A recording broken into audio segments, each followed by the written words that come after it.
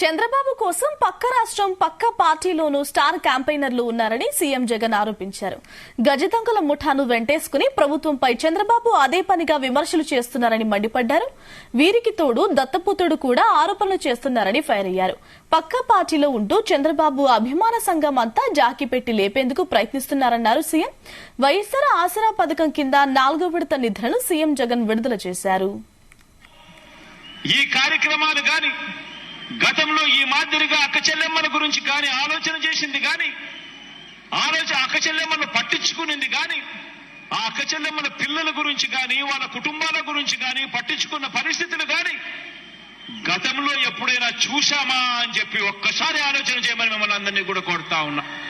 కారణం ఏమిటి అంటే గతంలో కూడా ఒక పాలన ఉండేది.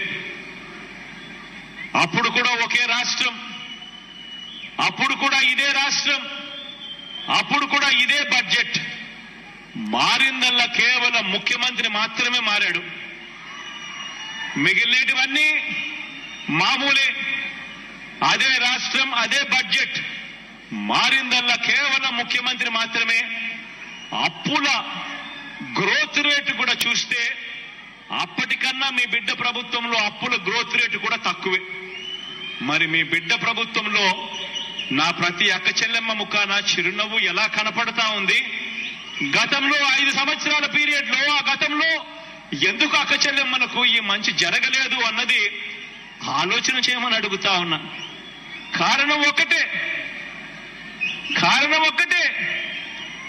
గతంలో దోచుకో, పంచుకో, తినుకో. 2014 ఎన్నికలకు ముందు చంద్రబాబు నాయుడు గారు పొదుపు సంఘాల రుణాలన్నీ కూడా మాఫీ చేస్తాను అని చెప్పి, రుణాలన్నీ కూడా కట్టొద్దు అని చెప్పి ఎన్నికల మేనిఫెస్టోలో ఆ పెద్ద మనిషి చెప్పాడు. చెప్పిన తర్వాత ఆ మాటను నమ్మి అక్క చెల్లెమ్మను ఓట్లేస్తే ఆయన ముఖ్యమంత్రి అయ్యాడు. ముఖ్యమంత్రి అయిన తర్వాత ఎన్నికల మేనిఫెస్టోను చెత్తబుట్టలో పడేశాడు.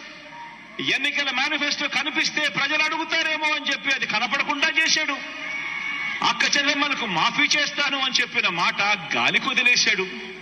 గాలికి వదిలేయడమే కాకుండా అక్టోబర్ 2016 నుంచి ఆ అక్క చెల్లెమ్మలకు కడతా ఉన్న 0 వడ్డీ అనే పథకాన్ని సైతం రద్దు చేశాడు.